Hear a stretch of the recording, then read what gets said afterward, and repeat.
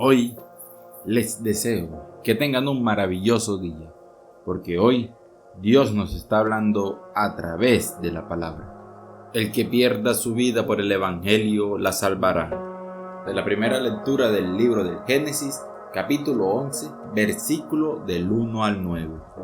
Toda la tierra hablaba una misma lengua con las mismas palabras.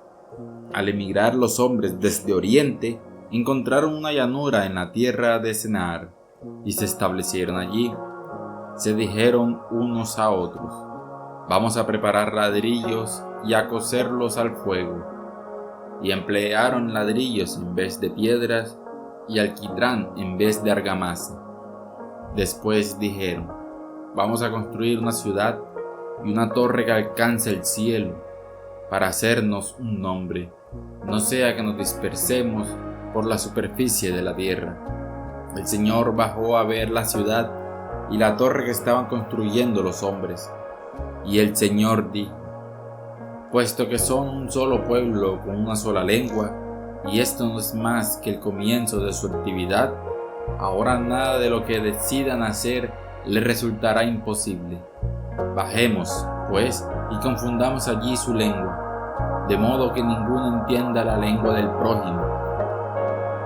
El Señor los dispersó de allí por la superficie de la tierra y cesaron de construir la ciudad.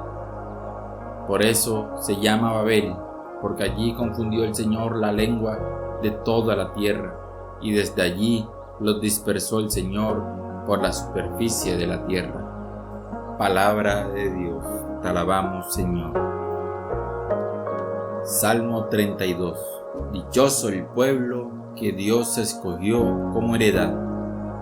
El Señor deshace los planes de las naciones, frustra los proyectos de los pueblos. Pero el plan del Señor subsiste por siempre, los proyectos de su corazón, de edad en edad.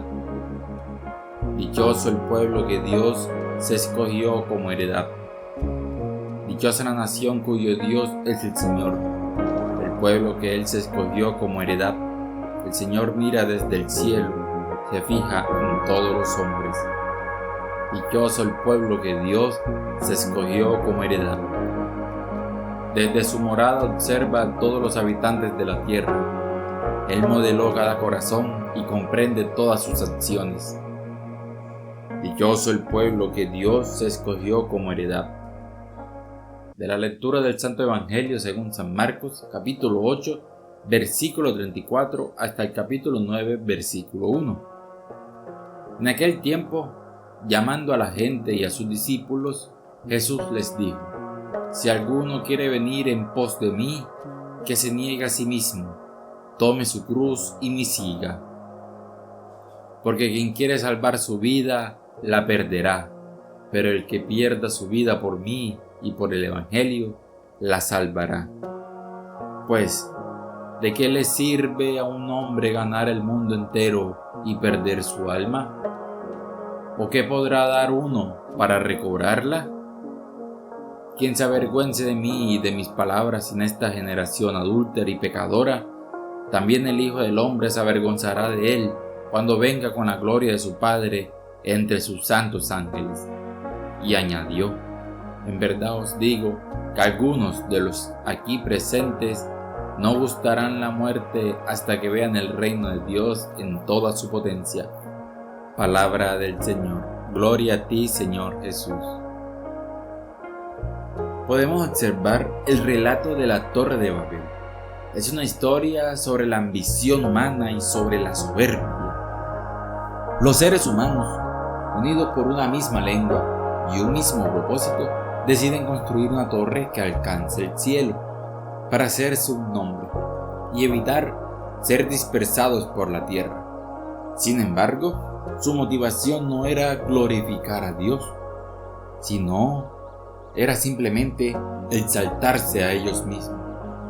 Dios, al ver su arrogancia, decide confundir su lengua y dispersarlo por la tierra. Este pasaje nos habla de los límites de la ambición humana, cuando ésta se aleja de Dios, y de la importancia de reconocer nuestra dependencia de Él. El peligro de la soberbia y la autosuficiencia. La construcción de la Torre de Babel es un ejemplo de cómo la ambición desmedida y la falta de humildad pueden llevar al fracaso. En nuestra vida diaria esto puede verse en situaciones donde buscamos éxito o reconocimiento a cualquier costo, sin considerar los valores éticos o espirituales. Por ejemplo, en el ámbito laboral, alguien que busca ascender en su carrera a expensas de sus compañeros, utilizando tácticas deshonestas, puede estar construyendo su propia Torre de Babel. Este pasaje nos recuerda que la verdadera grandeza no se encuentra en la autosuficiencia, sino en la humildad y la dependencia de Dios. La importancia que hay en la unidad y la comunicación. Antes de que Dios confundiera sus lenguas, los habitantes de Babel estaban unidos y podían lograr grandes cosas. Sin embargo, su unidad estaba basada en un propósito equivocado. En nuestra vida, la unidad y la comunicación son esenciales, pero deben estar orientadas hacia un propósito que glorifique a Dios. Por ejemplo, en una familia, la comunicación abierta y el trabajo en equipo son fundamentales para mantener la armonía. Pero si estos esfuerzos no están guiados por el amor y la fe, pueden llevar a conflictos y a la desunión.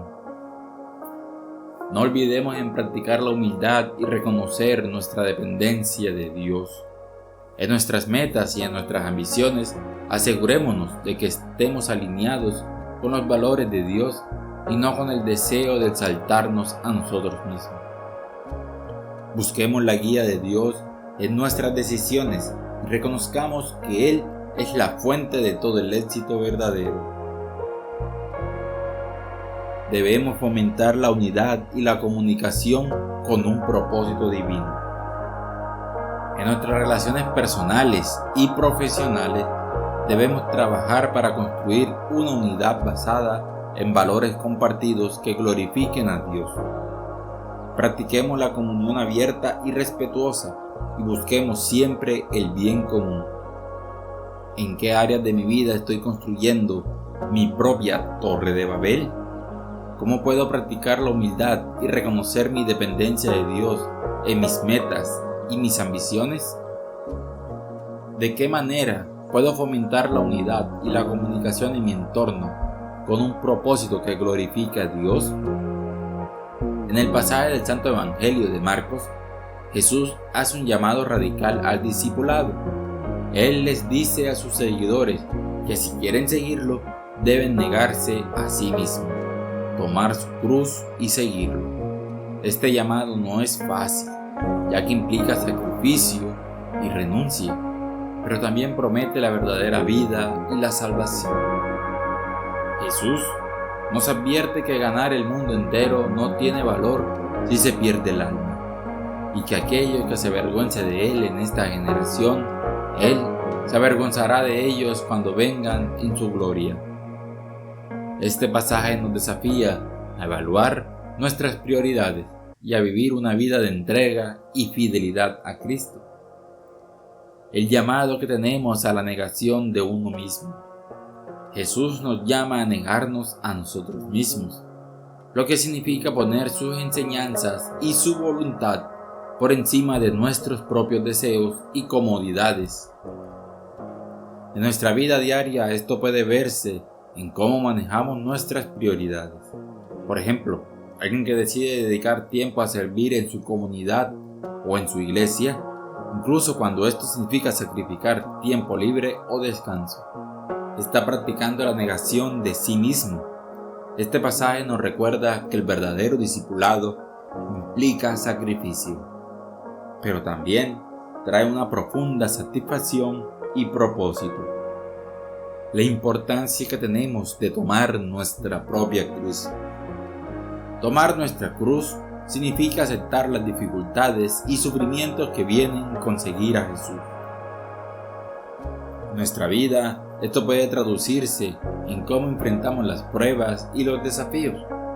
Por ejemplo, alguien que está pasando por una enfermedad o una pérdida puede encontrar consuelo en el hecho de que Jesús también sufrió y que Él está con nosotros en nuestro sufrimiento. Tomar nuestra cruz no significa buscar el sufrimiento, sino aceptarlo como parte de nuestro camino de fe y confiar en que Dios nos sostendrá. Practiquemos la negación de nosotros mismos. En las decisiones diarias, busquemos poner las enseñanzas y la voluntad de Jesús por encima de nuestros propios deseos. Esto puede incluir sacrificar nuestro propio tiempo, nuestros propios recursos o nuestras propias comodidades para servir a los demás y glorificar siempre a Dios. Aceptemos nuestra cruz con fe y con confianza. Cuando enfrentemos dificultades, debemos recordar que Jesús está con nosotros y que Él nos llama a seguirle, incluso en medio del dolor. Busquemos maneras de hacer crecer nuestra fe y no dejemos de confiar en Dios en medio de las pruebas. ¿En qué áreas de mi vida necesito practicar la negación de mí mismo para seguir a Jesús más de cerca? ¿Cómo puedo aceptar mi cruz con fe y confianza en medio de las dificultades que enfrento? ¿De qué manera puedo asegurarme de que mis prioridades están alineadas con las enseñanzas de Jesús y no con los valores del mundo? Ambos pasajes, queridos hermanos, tanto la del Génesis como la del Evangelio, nos ofrecen enseñanzas profundas sobre la humildad, sobre el discipulado y sobre la dependencia de Dios. El relato de Babel nos advierte sobre los peligros de la soberbia y la autosuficiencia, mientras que el llamado de Jesús al discipulado nos desafía a negarnos a nosotros mismos. Debemos tomar nuestra cruz y seguirle. A través de los ejemplos de la vida diaria y de las aplicaciones, podemos aprender a vivir de manera que honremos a Dios y sigamos fielmente a Jesús. Y las preguntas para reflexionar nos invitan a examinar nuestras vidas y a buscar maneras de crecer en nuestra fe y en nuestra relación con Dios. Amén.